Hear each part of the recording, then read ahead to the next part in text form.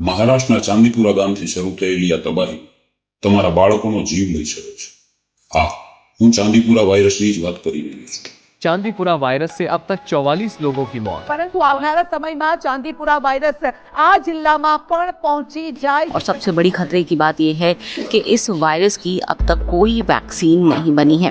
Experts का कहना है कि इस वायरस से संक्रमित होने पर 48 से 72 घंटे के भीतर मौत हो जाती है। ऐसे वायरस जो कि नसों के द्वारा दिमाग तक फैलते हैं। चांदीपुरा वायरस से मरने वालों की संख्या लगातार बढ़ती जा रही है। જેણે ગુજરાતમાં કેટલાય બાળકોનો જીવ લીધો છે, પણ ખરેખર આ વાયરસ જ નથી જે તમારા બાળકોના જીવનો દુશ્મન છે। તમે પણ જો તમારા બાળકોને મોબાઈલની આદત લગાવો છો,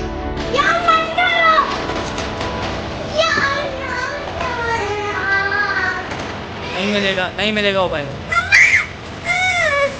नहीं, नो।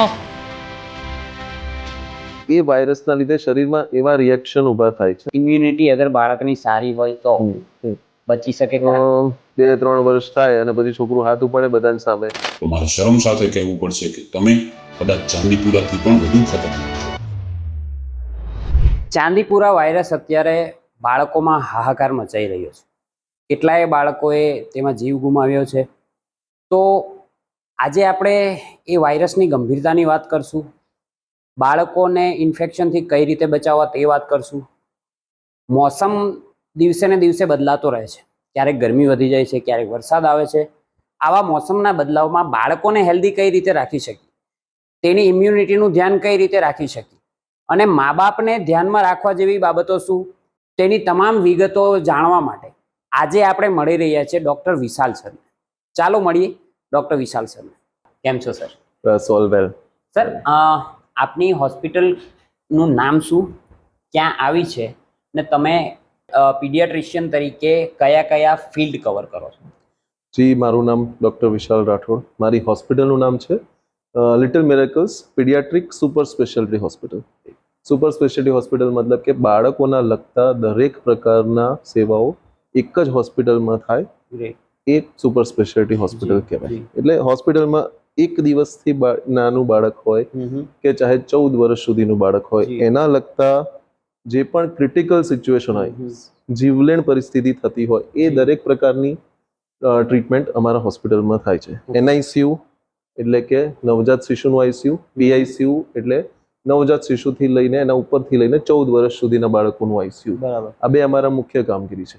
એના ઉપરાંત ઓપરેશન થિયેટર ફક્ત ને ફક્ત બાળકોના માટે જ કેટર થયેલું એવું ઓપરેશન થિયેટર વિકાસ કરેલું છે કે જ્યાં આગળ 1 કિલોથી નાના બાળકની પણ સર્જરી સંભવ છે। અને એની સાથે રૂટીન સેવાઓ, OPD સેવાઓ એ તો અમે આપીએ જ છે, પણ અમારું મુખ્ય કામ આ પ્રકારનું છે। વાહ, ગ્રેટ ગ્રેટ ગ્રેટ। સર, હમણાં એક વાયરસ ઘણી તબાહી મચાઈ રહ્યો છે જી, જે ચાંદીપુરા નામથી ઓળખાય છે। જી જી। તો શું છે આ ચાંદીપુરા વાયરસ ને કઈ રીતે ફેલાતો હોય છે? ચાંદીપુરા વાયરસના વિશે કહેતા પહેલા એક વસ્તુ ખાસ કહું કે અવેરનેસ અને પેનિકમાં મોટો ફરક છે। અત્યારે મીડિયાનું કામ અવેરનેસ કરતાં પેનિક ફેલાવવું વધારે થઈ રહ્યું છે। એટલે ચાંદીપુરા વાયરસનું પ્રોપર અવેરનેસ હોય તો આટલું હોહા થાય નહીં। ચાંદીપુરા વાયરસ એક પ્રકારનો મગજને અસર કરતો વાયરસ છે, મગજને નુકસાન કરતો વાયરસ છે, એટલું નામ એવું છે। ચાંદીપુરા વાયરસ નામ એટલે પડ્યું છે કે 1965માં સૌથી પ્રથમ આનો કેસ મહારાષ્ટ્રના ચાંદીપુરા ગામમાં આ કેસ થયો હતો અને એ બાળકને મગજની બીમારી, મગજનું ઇન્ફેક્શન થયું હતું, ત્યારેથી આ નામ પડેલું છે। તેના પછી 2 કે 3 એવા આઉટબ્રેક, જેવો અત્યારે આઉટબ્રેક થયો છે એવા 2 કે 3 આઉટબ્રેક થઈ ચૂક્યા છે। અને એ મોટા ભાગે કોસ્ટલ એરિયાઝમાં જ વધારે છે।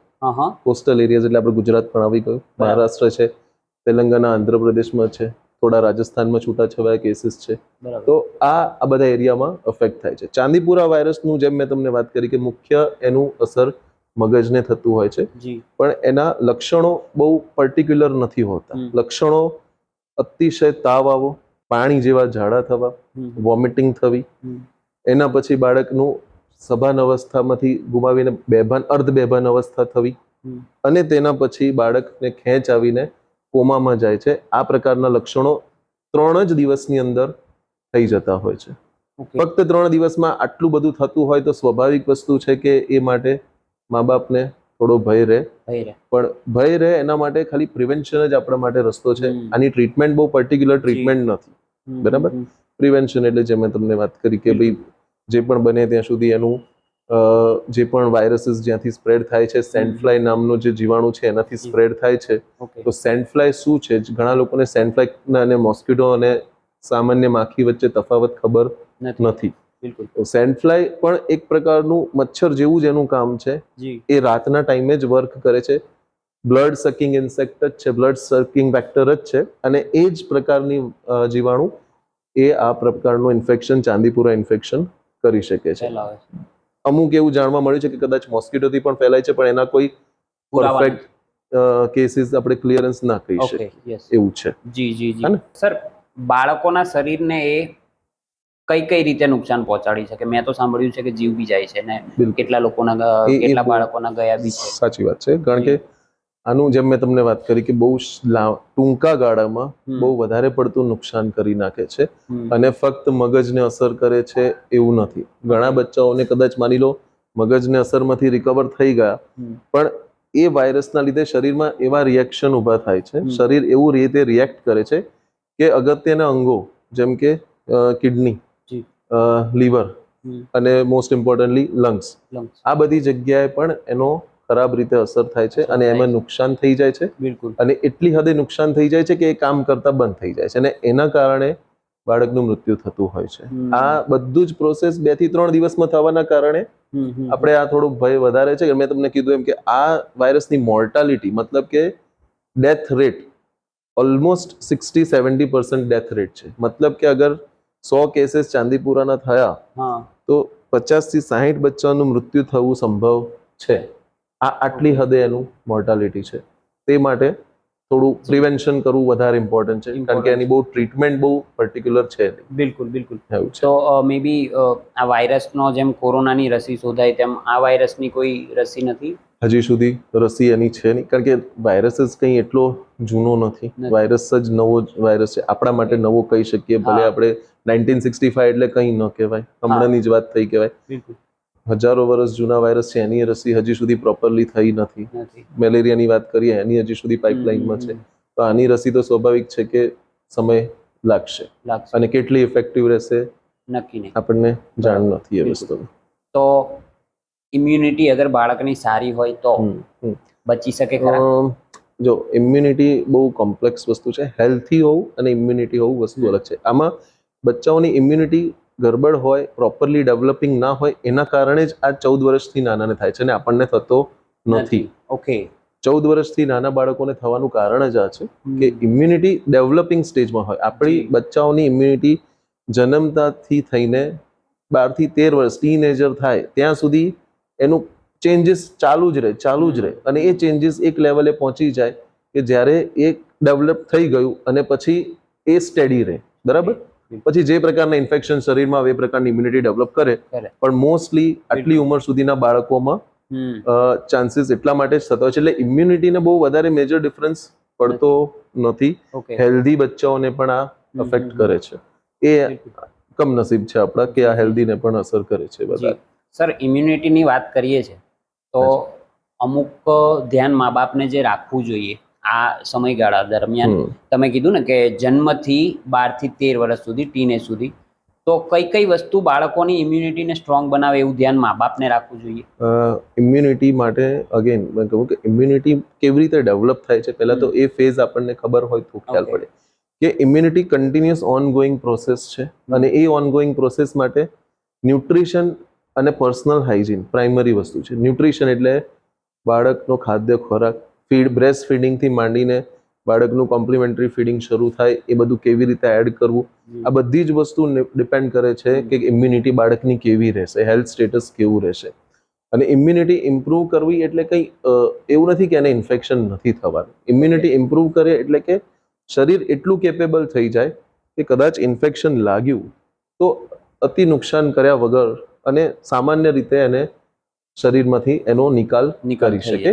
તો એ રીતે આપણે ઇમ્યુનિટીની વાત કરી શકીએ. અને ઇમ્યુનિટી ઇમ્પ્રૂવ કરવા માટે જે મેં તમને કીધું કે મોટા ભાગે ખોરાકની દ્રષ્ટિએ અને પર્સનલ હાઇજીનની દ્રષ્ટિએ વધારે હોય છે. અને બીજું એક વસ્તુ એ હોય છે કે એન્વાયરમેન્ટલ એક્સપોઝર.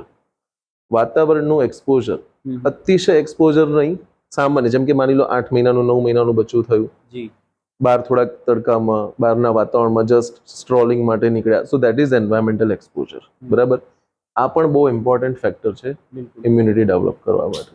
બિલકુલ. તો બહુ વાસ્ટ વસ્તુ છે ઇમ્યુનિટી ડેવલપમેન્ટ. મેં કીધું ને કે હા. આખું ડાયનામિક છે, કે શરૂઆતથી લઈને 14 વર્ષ સુધી કંઈકનું કંઈક અંદર ચેન્જ થતા રહે. ટી સેલ્સ હોય, બી સેલ્સ હોય, એન્ટીબોડી પ્રોડક્શન હોય, નાના મોટા વાયરલ ઇન્ફેક્શન થયા, નાના મોટા એલર્જીસ થયા, એના કરતા એમ કરતા કરતા એનું બોડી એ રીતે ઘડાય. હા ટેવ Okay. પડતી જાય, શરીરની રીતે ટેવ પડતી જાય, અને પછી એ પ્રમાણે આગળ જતા ફ્યુચરમાં એને એવા કંઈક નાના મોટા ઇન્ફેક્શન બોડીમાં થશે તો એનું શરીર રિએક્ટ જ નહીં કરે, એનું શરીર એના માટે તૈયાર જ હશે. બિલકુલ આ રીતે ઇમ્યુનિટી વર્ક કરતી ગ્રેટ હોય સર. છે. સર, આ જે ઇમ્યુનિટીની વાત કરી આપણે, પછી અમુક મિનરલ્સ, પ્રોટીન છે, આ બધી વસ્તુ, આના બહાના આપીને માર્કેટમાં ઘણા બધા હેલ્થ ડ્રિંક વેચાય છે. બિલકુલ સાચી વાત છે. શું આ બાળકોને આપવા યોગ્ય છે? મારી ઓપીડીમાં મારો એક સ્ટેટમેન્ટ કોમન છે, જી નો health drink is healthy.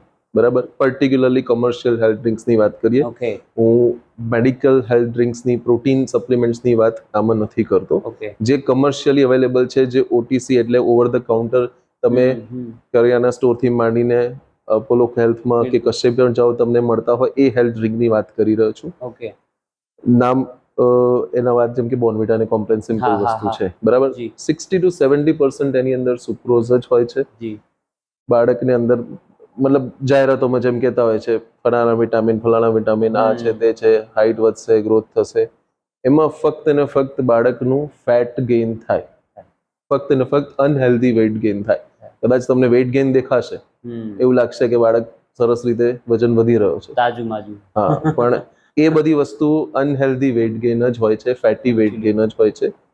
Healthy weight gain માટે જી બિલકુલ એ આપણે માટે વ્યાજબી ના કહેવાય. બાળકની તબિયત માટે બિલકુલ પણ સામાન્ય રીતે એનો ઉપયોગ ન જ કરવો જોઈએ. ઓકે, તો કદાચ એક શબ્દમાં તમારે જવાબ આપવો હોય તો સખત ના. મારા ત્યાં નથી જ હોતું અને કદાચ આજીવન નહીં થાય એ વસ્તુ નહીં થાય. એ છે. હેલ્થ ડ્રિંકની ના છે, બટ ઘણી માતાઓ હમ. પોતાનું શરીર સુડોળ રાખવા કે બેડોળ ના થાય એના માટે બાળકને બહારનું દૂધ કાં તો બહારના સપ્લિમેન્ટ્સ આપે છે ને બ્રેસ્ટ ફીડ નથી કરાવતા. બરાબર. આ કેટલું યોગ્ય છે, બાળક માટે ખતરનાક છે? આ વાત તો આમ જોવા જઈએ તો ડૉક્ટરની દ્રષ્ટિએ હું તો જવાબ આપીશ જ, પણ આજની જનરેશન, આજનું સાયન્સ જે રીતે છે, તો nursing staff, even nursing staff knows કે જે અમારા હેલ્થ વર્કર્સ છે, દે ઓલ્સો નોઝ કે how much important is breast feeding પહેલા 6 મહિના માટે. મધરને કાઉન્સિલ કરવાને, માની લો મધર એ વસ્તુ માટે તૈયાર નથી થતા, તો કેટલી હદે ડેન્જરસ થશે કે બાળકને પાવડર આપશે, કદાચ ગાયનું દૂધ આપશે, બકરીનું દૂધ આપશે, વોટેવર આપશે, આ બધું બાળક માટે કેટલી હદે નુકસાનકારક રહેશે, કેટલી હદે એને તકલીફ આપી શકશે, એ એમને કાઉન્સિલ કરવા જરૂરી હોય છે. બ્રેસ્ટ ફીડિંગના ઇમ્પોર્ટન્સ સમજાવવા જરૂરી હોય છે. જી નસીબ જોગે આજ સુધી મારે આવો સામનો કરવો નથી પડ્યો. હા, મારે એવી તકલીફ પડી છે કે બ્રેસ્ટ ફીડિંગ આવતું ના હોય, સ્ટ્રેસ લેતા હોય મધર અને બ્રેસ્ટ ફીડિંગ પ્રોડ્યુસ ના જી. થતું હોય, તો એ બધા મારે કેસીસ જોવા પડે છે, ને એ પરિસ્થિતિમાં મારે ના છૂટકે બચ્ચાઓને પાવડર ઉપર શિફ્ટ કરવું પડે છે. પણ કોઈ પણ હિસાબે એનિમલ મિલ્કનો ઉપયોગ 1 વર્ષ સુધી તો આપણે બચ્ચા ઉપર ન જ કરવા. બ્રેસ્ટ ફીડિંગ ના મળે તો એ બાળકને મિલ્ક એલર્જીસ, બ્રેસ્ટ મિલ્ક જે જતું હોય બાળકને, એ એકદમ એની અંદર એન્ટીબોડીઝ, એન્ટી એલર્જન્સ, ન્યુટ્રિશન તો ખરું જ, ન્યુટ્રિશન તો પ્રાઇમરી વસ્તુ છે બ્રેસ્ટ ફીડિંગ, પણ ન્યુટ્રિશનના સહિત પણ બીજા ઘણા બધા એવા ફેક્ટર્સ છે પેટની અંદર, જે આપણે હેલ્ધી ઓર્ગેનિઝમ્સ જે કહીએ છીએ કે જે ડાયજેશનનું કામ કરે છે, એ પણ બ્રેસ્ટ ફીડિંગ વાળું બચ્ચું ના હોય તો એ હેલ્ધી માઇક્રો ઓર્ગેનિઝમ ડેવલપ થવામાં પણ સમય લાગતો હોય છે, એટલે બાળકનું ડાયજેશન પણ ફ્યુચરમાં ડિસ્ટર્બ રહે. જે બચ્ચાઓએ બ્રેસ્ટ ફીડ ના કરેલું હોય તે માટે આ બધા પ્રોબ્લેમ્સ થઈ શકતા હોય છે. એ પણ હવે અમુક કેસીસમાં અમારે પ્રોબ્લેમ થતા હોય છે, તો અમે પછી એમને ફોર્મ્યુલા ફીડ આપતા હોય છે, એમાં અમારે છૂટકો નથી હોતો. નથી હોતો. એવું મા છે. બાપ જ માનવા તૈયાર ના હોય તો શું? પછી એ અમુક વસ્તુ, મેં એવો કેસ, આ તો જસ્ટ ખાલી તમને જણાવું છું, મેં એવો એક પણ કેસ સાંભળ્યો છે કે જેમાં મધર ફાધર ઇન્ડિયામાં પણ નથી રહેતા, આઈવીએફ થ્રુ બચ્ચું એમના ફ્રોઝન એગ્સ એન્ડ એવરીથિંગ અહીંયા આગળ આઈવીએફ કરે છે, એ બચ્ચાને અહીંયા આગળ એનઆઈસીયુમાં રાખે છે, અહીંયા આગળ મિલ્ક, કદાચ તમે સાંભળ્યું છે મિલ્ક બેંક્સ કેવું સાંભળ્યું હશે, બરાબર છે, બીજા મધર્સમાંથી બ્રેસ્ટ ફીડ લઈને મિલ્ક બેંક્સ પ્રોડ્યુસ થતી મિલ્ક્સ આપતા હોય છે બચ્ચાઓને, બ્રેસ્ટ ફીડ જ જાય, હ્યુમન મિલ્ક જ જાય એ માટે થઈને. તો એવું પણ મેં જોયો છે કેસ કે બચ્ચું થ્રુઆઉટ અહીંયા ને અહીંયા રહ્યું હોય, આઈસીયુમાં રહ્યું હોય અને ફીડિંગ ઉપર રહ્યું હોય મધર અને ફાધરની વગર ફોર 2 to 3 months. આ મારા એક એક્ઝામ્પલ છે મારા જોડે. આપણે નામ ન લઈ શકાય કયા હોસ્પિટલમાં શું છે કેમનું છે એ નામ ન લઈ શકાય, પણ આવું પેરેન્ટ્સ પોતાના કરિયર તો નહીં કહીશ પણ મહત્વાકાંક્ષા કહીશ સૌથી વધારે કે એની માટે થઈને કેવી કેવી વસ્તુને એ લોકો જતું કરે છે. બિલકુલ. બચ્ચાનું ચાઇલ્ડહુડ એન્જોય કરવું એ સૌથી મતલબ અત્યારે આજની જ વાત કરું, આપણે અત્યારે ડિસ્કસ કરી રહ્યા છે આ વાત. ખાલી મારે પપ્પાને એવું કહેવું પડે છે કે છોકરીને મૂકી આવજો, પણ હું અત્યારે જઈને હું જાગતી હશે તો અમારે 10-15 મિનિટ એ બધું વાતો થશે જ, અને એ વસ્તુ તમે મિસ કેવી રીતે કરી શકો? આ વસ્તુ થોડું નવી લાગતી હોય છે. બિલકુલ. એઝ અ ન્યૂ ફાધર હું સમજી શકું એ વસ્તુ. તમે મારી દીકરીને જે પહેલું જ ઇન્જેક્શન મારવા આવ્યું ને તે લિટલ મિરેકલમાં હતું, કારણ કે મને ત્યાંથી દેવેન્દ્ર સરે કીધું કે કુડાસણમાં લિટલ મિરેકલ છે, તમે લઈ જાઓ. બરાબર. ત્યાંથી હું સીધો જ આવ્યો તમારે ત્યાં. કદાચ મારી દીકરીની લાઈફમાં પહેલું ઇન્જેક્શન તમારા હાથે વાગ્યું છે. સર, આ તો વાત થઈ મેડિકલ ફિલ્ડની. હું થોડો લાઈક આઉટ ઓફ વે જાઉં છું ને અંધશ્રદ્ધા ઉપર આવીશ કે ઘણા લોકો છે ને અઢળક દોરા ધાગાઓ બાંધી દે, પછી અહીંયા ટીકો, આંખો આખી કાળી, એવું કાજલ કરી દે. આ લોકો માટે નજરથી બચાવવા માટે મોસ્ટલી એ લોકો કરતા હોય છે. તમારો શું મત રહેશે આ વિષયમાં? અત્યાર સુધી આપણે આટલી વાત કરી સાયન્સની, એટલે સ્વાભાવિક છે કે હું આ વસ્તુ તો મારા ક્યાંય દાયરામાં આવે જ નહીં. બરાબર. બિલકુલ. અને મોરઓવર ચલો અંધશ્રદ્ધા નજર આ તે બધું માનતા હશે, થતું હશે, આઈ ડોન્ટ નો, પણ ઇન્ફેક્શન થઈ શકે બચ્ચાને એ હદે આપણે શું કામ એના ઉપર એક્સપેરિમેન્ટ કરવા? કાજલ કરે છે, હાથ કેવા, અમે અંદર આઈસીયુમાં બચ્ચાને ટચ કરતા પહેલા 6 થી 7 વાર હેન્ડ વોશ કરતા હોઈએ પ્રોપરલી, ત્યારે જઈને બચ્ચાને અમે આઈસીયુમાં ટચ કરીએ. હવે તમે એવા જ હાથે આંખોની અંદર કાજલ પૂરો છો, કાજલ કેવું છે, કઈ પરિસ્થિતિ, કેવું બનેલું છે, તમારો હાથ કેવો છે, કેટલાય આંખના ઇન્ફેક્શનના કેસીસ અમે એવી રીતે જોયેલા હોય છે. રિસન્ટલી મારે જ હમણાં એક કેસ બને, મારે છેવટે મતલબ એ લોકોના મા બાપ તો નહીં પણ દાદા દાદીને મારે એવું કહેવું પડ્યું કે ભાઈ તમારે આ કરવું હોય તો મારી હોસ્પિટલમાંથી ડિસ્ચાર્જ લઈને તમે બીજી હોસ્પિટલમાં જઈ શકો. ગળથૂથી માટે એટલા અડી ગયા હતા. બચ્ચું આઈસીયુમાં છે, બરાબર, આઈસીયુમાં છે બચ્ચું, ઓક્સિજન ચાલુ છે, હું એમ કહું છું ક્રિટિકલ છે. તો એ લોકો ગળથૂથી માટે મતલબ સર અમારે તો આપવી જ પડે, અમારે તો કરવું જ પડે. એ લોકોના ફેમિલીમાં 2 ડોક્ટર્સ હતા, એવું બી નહીં, એમની ખુદની ફેમિલીમાં 2 ડોક્ટર્સ હતા. એમની કંઈક વહુ હતા જે હતા ડોક્ટર, અને બીજા એક હતા પર્ટિક્યુલર, કદાચ બચ્ચાના મામા હતા કે કોણ હતું, આઈ ડોન્ટ નો. અને એ ફેમિલીમાં બચ્ચાના દાદા દાદી એ રીતે ઇન્સિસ્ટ કરે કે મારે સર કરવું જ પડે. બચ્ચું આઈસીયુમાં, બચ્ચાનો ઓક્સિજન ચાલુ છે, બરાબર, પ્રીટર્મ બચ્ચું, 1800 ગ્રામનું બચ્ચું, અને આવી રીતે મને ઇન્સિસ્ટ નહીં, લિટરલી ફોર્સ બી કહી શકું શબ્દ કે અમારે કરવું જ પડે, તમે કરી આપો આ વસ્તુ, તમે અમને અલાઉ કરો, તમે અમને અલાઉ કરો. મેં કીધું આ હોસ્પિટલમાં અલાઉ નહીં થાય, તમે ડિસ્ચાર્જ લઈને તમે જે કરવું હોય ત્યાં કરજો. અને એ પણ વસ્તુ હું તમને કીધું, તમે આ હદે બચ્ચાને આ રીતે વિચારતા હોય તો આ કેટલું નુકસાન કરશે એ તમે નથી જાણતા. મેં જોયેલા છે, મને ખબર છે, બરાબર, મેં મરતા જોયેલા છે બચ્ચાઓને. એટલે તમે આ વસ્તુ ના કરશો. ત્યારે જઈને માન્યા અને એ વાત મૂકી. તમારે તો આમ સ્ટ્રિક્ટ થવું પડતું હશે ઘણી બધી વાત. મને એ રીતે જ જાણે છે ઘણા લોકો, જે ડોક્ટર્સ નહીં પણ જે મારા જોડે જોડાયેલા છે, જે મારા જોડે ફેમિલીઝ જોડાયેલા છે, જે મા બાપ જોડાયેલા છે, એ જ્યારે બીજાને આવી રીતે એડવાઇસ આપતા હોય છે કે આ લિટલ મિરેકલ્સમાં જાઓ, અને કોઈક એવી રીતે આવતું હોય છે, તો એક વસ્તુ ખાસ એ લોકો કહે છે, સાહેબ થોડા સ્ટ્રિક્ટ છે પણ સારું થઈ જશે. આટલા શબ્દો મોટા ભાગે મને કેવી રીતે ખબર કે જે આવ્યા હોય એ લોકોએ કીધું હોય. બિલકુલ. કે તમારા વિશે આવું અમને જાણવા. મારો પર્સનલ એક્સપિરિયન્સ છે. મારા સાસુ એક જ વાર તમારી જોડે આયા, બરાબર, પછી કે ના હું નહીં આવી સાહેબ, કે ખખડાવે છે. મેં કીધું અમારે તો જવું જ પડશે, ના છૂટકે. પછી એ આયા જ નહીં કે સાહેબ ખખડાવે છે, કે વિશાલભાઈ તો બહુ ખખડાવે, મારે નથી આવું. સર અત્યારે મોસમો બદલાતા રહે છે. ક્યારેક વધારે ઠંડી થઈ ગઈ, ક્યારેક વધારે બિલકુલ તડકો થઈ ગયો, તો અચાનક વરસાદ આવી ગયો. યસ. શરદી તાવ જેવા વાયરલ વસ્તુ જે થતી હોય છે એમાં મા બાપે તરત જ ડોક્ટર પાસે જવું જોઈએ કે થોડું બાળકને પણ પેલું શું કહેવાય કે એને ટાઈમ આપવો જોઈએ? શરીરને ઇમ્યુન રિસ્પોન્સને તો વર્ક કરવાનો સમય આપવો જ જોઈએ, ઓકે. પણ હવે એડલ્ટ અને બચ્ચાઓમાં થોડોક ડિફરન્સ એ હોય છે. આપણને શરદી ખાંસી થઈ, જી ઠીક છે, આપણે 2 દિવસ 3 દિવસ દવાઓ વગર નાશ લઈશું, ગરમ પાણી પીશું, બધું કરીશું ને આપણે ઠીક પણ થઈ જઈશું. જી બચ્ચામાં શું થાય છે કે અગર એ જ વસ્તુ એની સ્લીપને ડિસ્ટર્બ કરે છે, એની એક્ટિવિટી ડિસ્ટર્બ કરે છે, એનું રમત ગમતને ડિસ્ટર્બ કરે છે, ચાહે શરદી પણ કેમ ના હોય, હા ચાહે સિમ્પલ ખાંસી પણ કેમ ના હોય, બિલકુલ. અમે એ નિયમ રાખીને બેસતા હોય કે આવું કંઈ ડિસ્ટર્બન્સ બચ્ચાને ચાલી રહ્યું છે તો ડેફિનેટલી મેડિસિન આપી દો, કારણ કે એ ડિસ્ટર્બન્સ તમને હા કે બચ્ચાને ના પોસાય. ડિસ્ટર્બન્સ, એન્વાયરમેન્ટ ડિસ્ટર્બન્સ થાય, બચ્ચાનું રમતગમત ડિસ્ટર્બન્સ થાય, બરાબર, એ વસ્તુ કરતાં બેટર છે કે 1 કે 2 દિવસ માટે એને સિમ્પટોમેટિક આપી દઈએ. પણ હા, અગર ક્યાંક નાનું પાણી નીતરે છે, કોઈ ખાંસીના ઠમકા, તો હું કોઈ દિવસે એ વસ્તુ માટે મેડિકેશનની કહેતો નથી. કોઈ આવે તો ખખડાવતા હશો ને કે ના, શું એ દવાડી આવો છો? આમાં મેડિસિન મેં કીધું તમને ખબર જ છે હું નથી જ આપવાનો, તો શું કામ તમે કહો છો એમ. આજે જ એક વસ્તુ થઈ કે એક પેશન્ટને મેં ખાલી 3 થી 4 વાર કહી ચૂક્યો છું કે આવા ઝાડા બાળકને આ ઉંમરે 3 મહિનાની ઉંમરે દિવસમાં 15 વાર બી થાય તો એ નોર્મલ છે. તો નોર્મલ વસ્તુની દવા હોય, મારે આવું કેવું પડે, નોર્મલ વસ્તુની દવા હોય, પણ આ ઝાડા આટલા બધા થાય છે, પાણી ઘટી જશે તો? મેં કીધું ઘટી જશે તો હું બેસું છું, કશું ઘટવાનું નથી પાણી એને.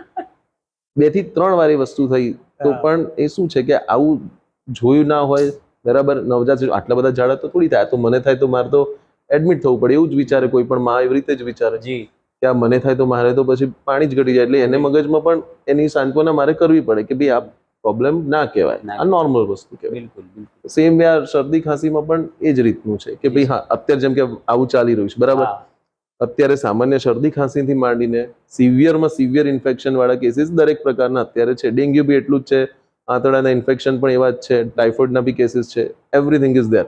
yes. એટલે એવી સિચ્યુએશનમાં પછી અમે શું કરીએ? ફીવર આવ્યો તો અમે મેક્સ ટુ મેક્સ 24 અવર્સ માટે ઓબ્ઝર્વ કરવાનું કહીએ, જી પછી દેન ઇટ એન્ડ્સ. પછી અમે બહુ વધારે એમાં ટાઈમ ના કરીએ. હા. આ જ સિચ્યુએશન અગર વિન્ટર્સમાં હોય કે જ્યારે સિમ્પલ શરદી ખાંસીના વાયરસીસ રહેવાના છે અને બીજું કશું નથી થવાનું, ઓકે તો we definitely wait for 3 days for fever. Okay before મારા હોસ્પિટલમાં તો આ જ થાય છે, જી કોઈ એન્ટીબાયોટિક નહીં 2 થી 3 દિવસ સુધી. 3 દિવસના ફીવરમાં ઇરિટેશન થાય, બધું થાય, તો ઠીક છે, તો એન્ટીબાયોટિક એડ કરીએ. બાકી ફર્સ્ટ 48 અવર્સમાં તો નો એન્ટીબાયોટિક, અગર એન્વાયરમેન્ટમાં એવું ઇન્ફેક્શન નથી ચાલતું તો. ઓકે. સો ઓબ્વિયસ છે કે બોડી પોતાની રીતે વર્ક કરવાનું જ છે. હા બિલકુલ છે. તો એના માટે ઘરમાં કેવી કેવી દવાઓ રાખવી યોગ્ય છે? દવાઓ હંમેશા સિમ્ટમેટિક રાખવી. સિમ્ટમેટિક દવાઓ એટલે કે જે વસ્તુ થાય છે ખાલી ને ખાલી એની સામે જ લગતી દવાઓ. જેમ કે શરદી છે તો શરદીની દવા, જેમ આપણે બધા રાખતા હોય છે, એલ્ડાયોવન, સેટ્રિઝિન રાખતા હોય છે ઘણા. ખાંસીની દવા તો સિરપ આવે છે ખાંસીની. વોમિટિંગની તમે સિમ્ટમેટિક દવા રાખી શકો, બહુ તો તાવની રાખી શકો. એન્ટીબાયોટિક સેલ્ફ મેડિકેશન ક્યારે ન કરવી. નોર્મલી પેરેન્ટ્સને અમે ખબર 3 કે 4 જાતની એન્ટીબાયોટિક હોય છે, બહુ વધારે નથી હોતું બાળકોમાં. જી અને ઘણા પેરેન્ટ્સને બહુ વાર વિઝિટ્સ કરી હોય તો થોડો ઘણો અંદાજો પણ એન્ટીબાયોટિક્સનો આવી જતો હોય છે. જેમ જોઈને વાંચીને પણ જી. સમજી જતા હોય છે કે આવું ઇન્ફેક્શન છે તો આવી એન્ટીબાયોટિક લખી છે તો આવી આપી શકાય. આપી શકો. એ જે કરતા હોય છે ને એ જે મિસ્ટેક્સ થતી હોય છે, હા બરાબર, એ મિસ્ટેક્સ ક્યારે હોમ બેઝ મેડિકેશનમાં એ રીતે ન કરવી, કારણ કે એના કારણે બોડી ડિસ્ટર્બ થઈ જાય, આખી સિસ્ટમ. જેમ ઇમ્યુનિટીની વાત કરી કે આખું કોમ્પ્લેક્સ મિકેનિઝમ છે ઇમ્યુનિટી ડેવલપ કરવા માટે, તો આવી એન્ટીબાયોટિક શરીરમાં જશે જે ખરેખર જરૂરી નથી જે તે ટાઈમે, અને અધકચરી ટ્રીટમેન્ટ થશે તો એ ફાયદા કરતા નુકસાન જ કરવાનું છે. કરવાનું. એટલે એવી મેડિકેશન ના રાખવી. સિમ્ટમેટિક મેડિકેશન ડેફિનેટલી રાખી શકો. રાતોરાત દોડવાનું થયું, તાવ આવ્યો ને કોઈ હાજર ના હોય, અત્યારે તો આઈસીયુ ઠેર ખુલી ગયા છે, જી 24 કલાક ડોક્ટર અવેલેબલ હોય જ છે, બિલકુલ. પણ તેમ છતાંય કોઈ રિમોટ એરિયાઝમાં છે ને કઈ એવી જગ્યાએ છે ને પોસિબલ નથી થતું, તો આવી મેડિકેશન સાથે રાખી શકાશે. ઓકે.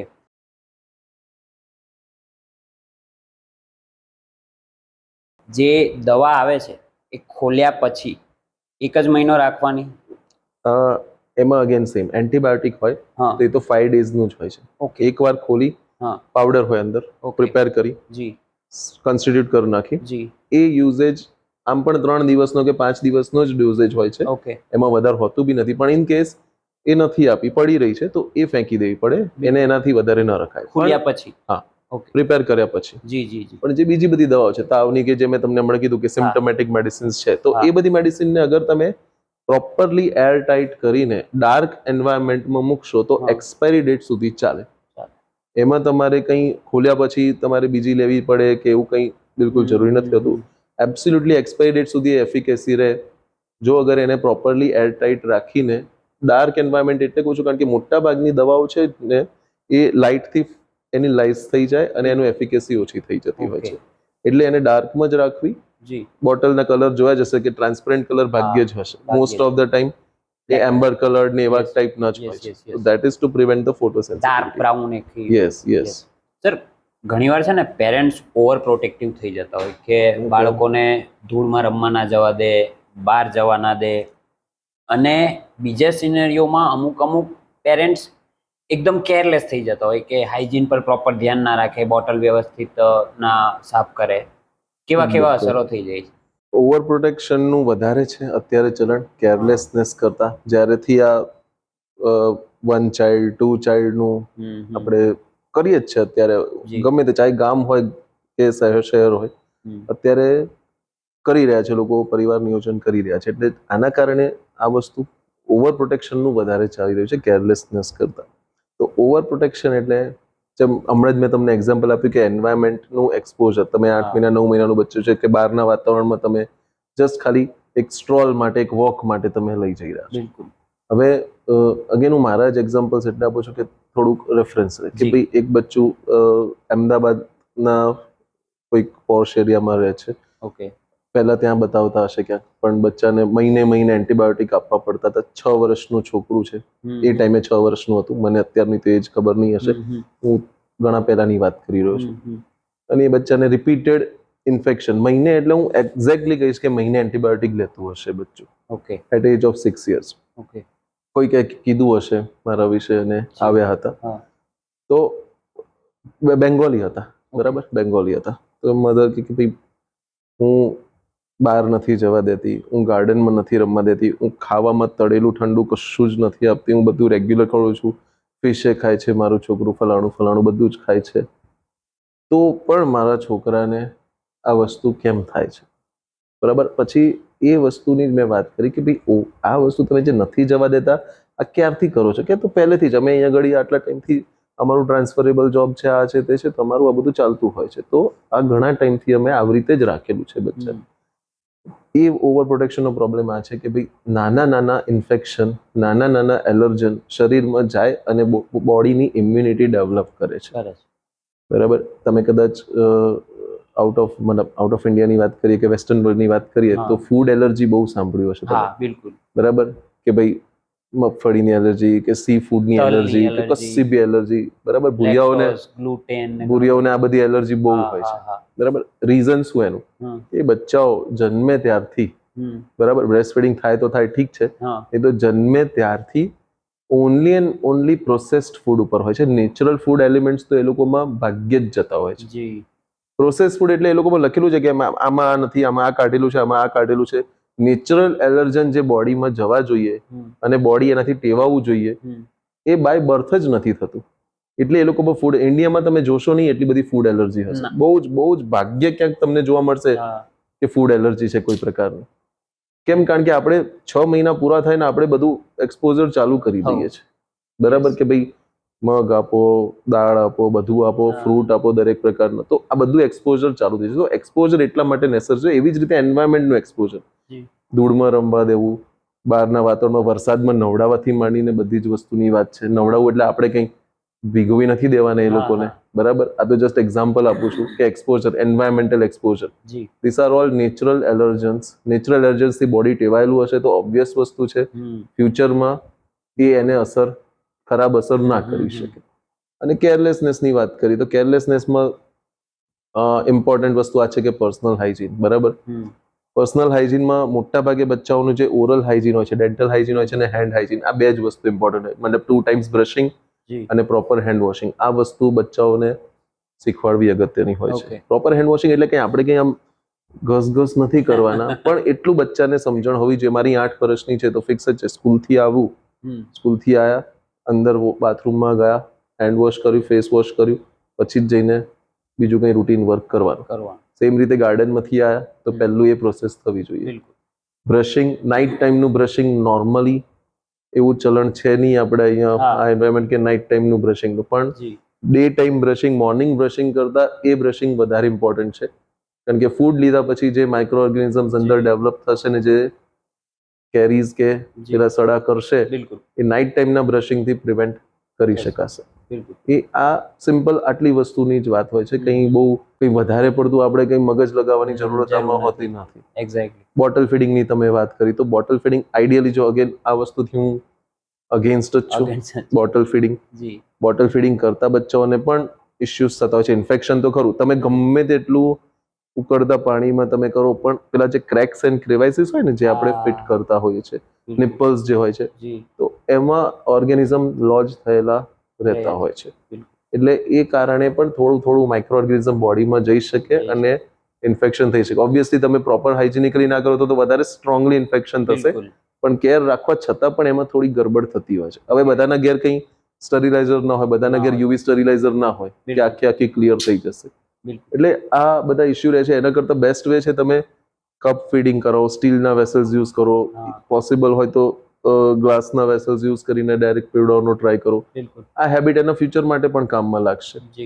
બાકી તો મારા જોડે 4-4 વર્ષના બચ્ચા એવા છે કે જે બોટલ ફીડ કરતા હોય છે, છૂટતી જ નથી બોટલ્સ. પછી એવા બી કેસીસ છે, દાંત આખા સડી ગયા ત્યાં સુધી બોટલ ચાલુ હોય. એવા પણ મેં સાંભળેલા છે, મેં જોયેલા છે. તમારી ઇનર ફિલિંગ હોય શું હોય ત્યારે as a person, not a doctor?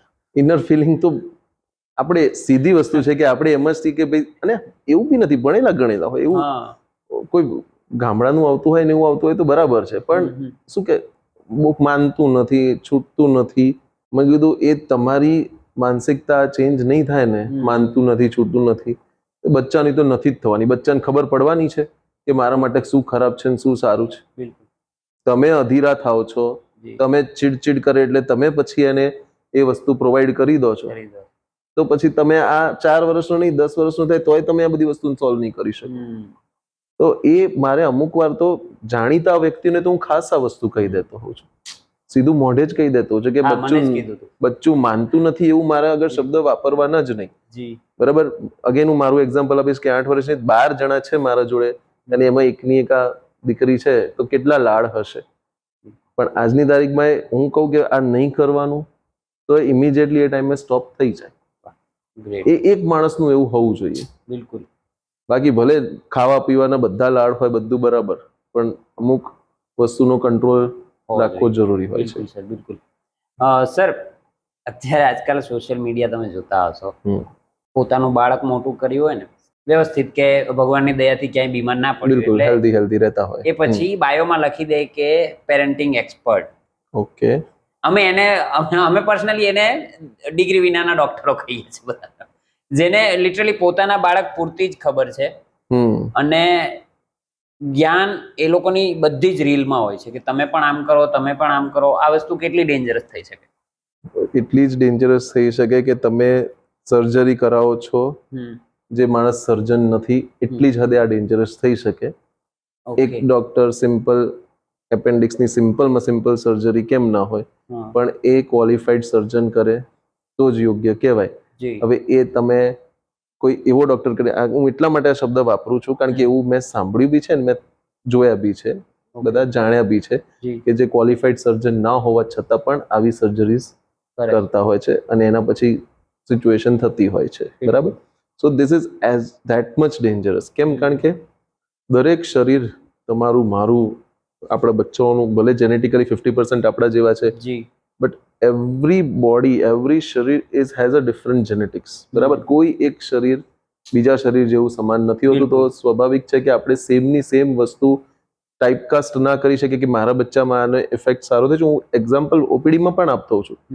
હું મારા પર્સનલ એક્સપિરિયન્સ એ લોકોને જ્યારે કહેતો છું કે મારી છોકરી આ રીતે ખાતી હતી, હું તમને એ રીતે કહી શકું કે તમે આ રીતે ખવડાવવાની કોશિશ કરો, તમે તમારા રસ્તા શોધો, પણ આ પોસિબલ છે કે બચ્ચું એટ્રેક્ટ થાય છે કંઈ ખાવા માટે, એવી વસ્તુ ટ્રાય કરો. ફોર્સ ફીડિંગ કર્યા કરતા એટ્રેક્ટ થાય એવી રીતે ટ્રાય કરો. તો આ હું એમ એટલા માટે જ એક્સપ્લેન કરતો હોઉં છું એ લોકોને કે બધું સરખું એકના એક જેવું નથી થવાનું. સેમ દવા આ બચ્ચામાં આ અસર કરે છે તો આ બચ્ચામાં આ દવા આવી અસર કરશે કે આડઅસર કરશે, નોટ નેસેસરી. સિમ્પલ પેરાસિટામોલ હોય તો પણ એની વાત કરો. કોઈક બચ્ચામાં paracetamol sensitivity, hyper sensitive reaction થઈ શકે. ઘણા જોયેલા છે મેં પેરાસિટામોલ રિએક્શન વાળા, બરાબર, કે પછી પેલી પેઇન કિલરના રિએક્શન વાળા બી ઘણા જોયેલા છે. હવે એ દવા અગર એમની જે તમે વાત કરી કે ભાઈ આ સોશિયલ મીડિયા કે પેરેન્ટિંગ એક્સપર્ટ વાળા કે એમના છોકરાને કોઈ પણ પ્રકારની એલર્જી ક્યારે ના હોય ને ભગવાન ના કરે બીજા કોઈને એવી સિચ્યુએશનમાં થયા હોય અને એલર્જીમાં જતા રહ્યા, બિલકુલ. રિએક્શનમાં જતા રહ્યા. I have seen kids expired because of reaction. તો આ બધી જેનેટિકલી ડિફરન્ટ વસ્તુ માટે કોઈ દિવસે આપણે ટાઈપકાસ્ટ ના કરી શકીએ અને એ બિલકુલ ન કરવું જોઈએ એ વસ્તુ. અને ફોલો તો ન જ કરવું જોઈએ. ચલો એમનું કામ છે, એમણે એમની રીતે કહી દીધું કે આવું કરી શકાય, આવું કરી શકાય, બિલકુલ. પણ છેવટે આપણે બી આપણું જ્ઞાન વાપરીને વિચારવું જોઈએ કે ભાઈ આવું કરવું કે ના કરવું, કે મારે એક્સપર્ટની સલાહ લેવી કે મારે આ બચ્ચાને આ પ્રોબ્લેમ છે તો મારે એક્સપર્ટને જ પહેલા પૂછવું પડે. બિલકુલ. બરાબર. Great sir.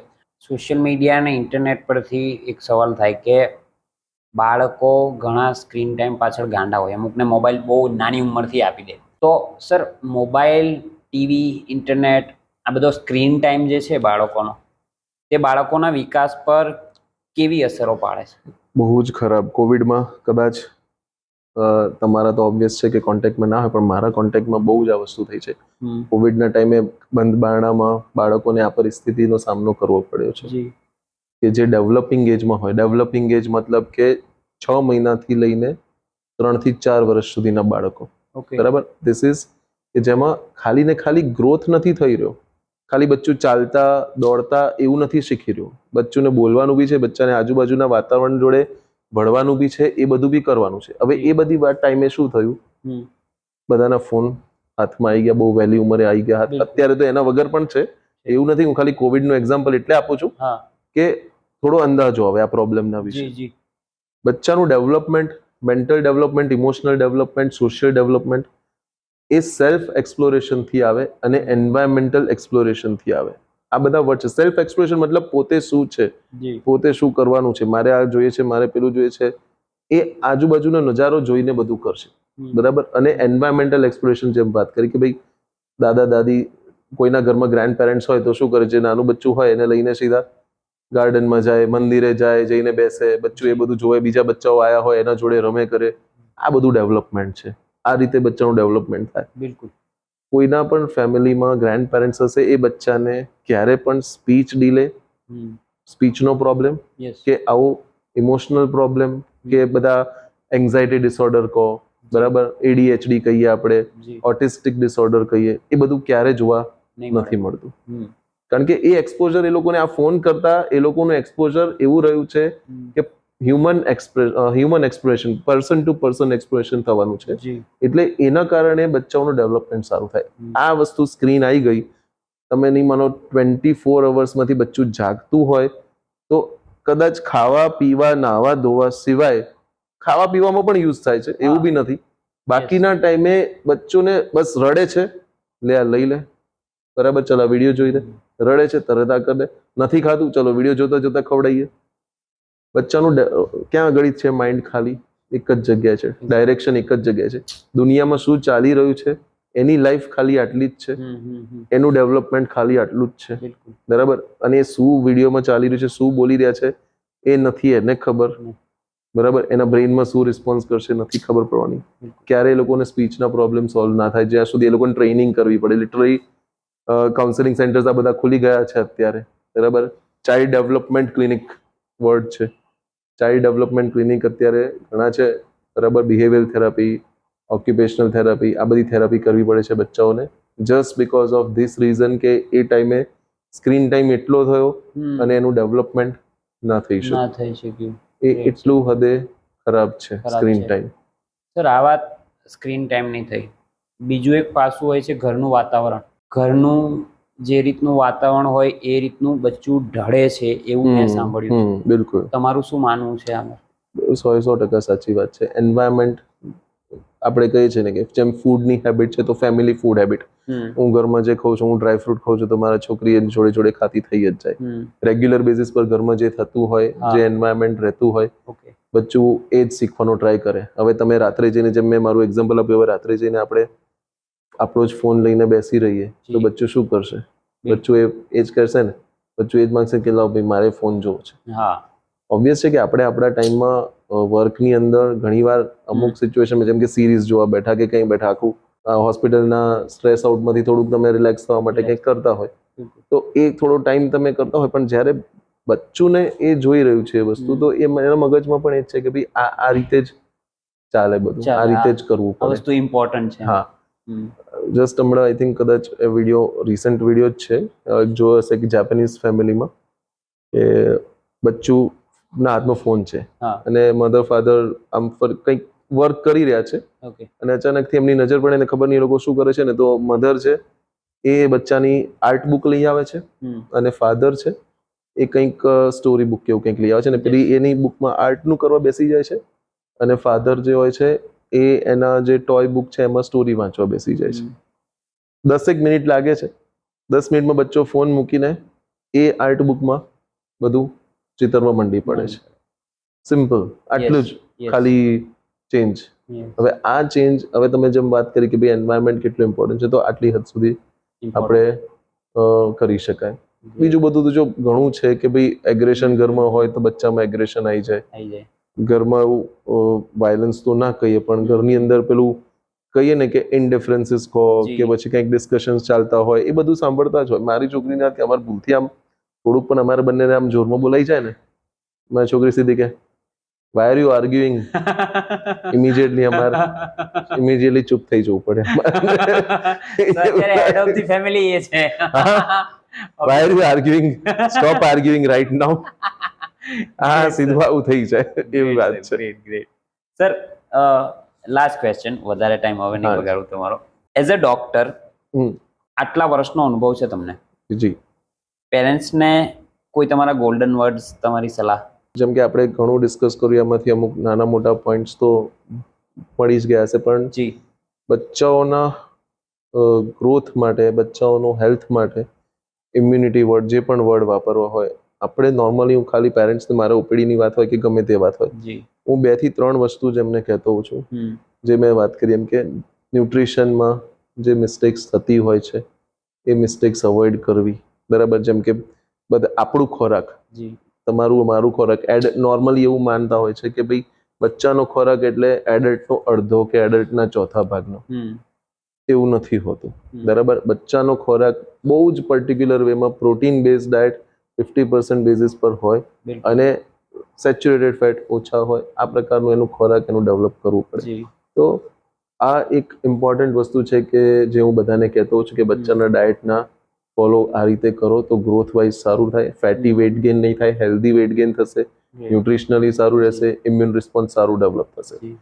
Second important thing જે મારે છે, પર્સનલ હાઇજીનની વાત અમારે રેગ્યુલરલી થતી હોય છે. Particularly child reaches age of 4 to 5 years, એના પછી તો ખાસ એ વસ્તુ પર ફોકસ રાખવો જોઈએ. વન મોર થિંગ જે તમે એ ટોપિક પણ કવર કરી જ લીધો છે, જે હું કહેવાનું હતું કે ભાઈ આ સ્ક્રીનનું, બરાબર, સ્ક્રીન માટે થઈને કે બચ્ચાના એગ્રેશન માટે થઈને હંમેશા પેરેન્ટિંગ જ જવાબદાર હોય છે, બરાબર. કે ભાઈ શરૂઆતમાં તો લાડ લડાવવામાં બધું કરતા હોય છે, છોકરી આમ મતલબ માથે ચડીને વાળ ખેંચતી હોય છોકરું તો એ મજા આવતી હોય, પછી 2-3 વર્ષ થાય અને પછી છોકરું હાથ ઉપાડે બધાની સામે એટલે પછી એવું કે ભાઈ માનતી નથી, આવડું મોટું થઈ જાય, બરાબર, માનતું નથી છોકરું.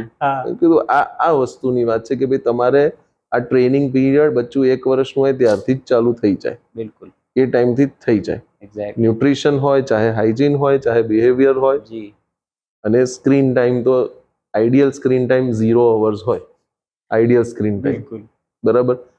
ક્યાં સુધી? At least till 2 years of age. નહીં તો 6 મહિના પહેલા જ વિડીયો દેખવાનું ચાલુ થઈ જતા હોય છે.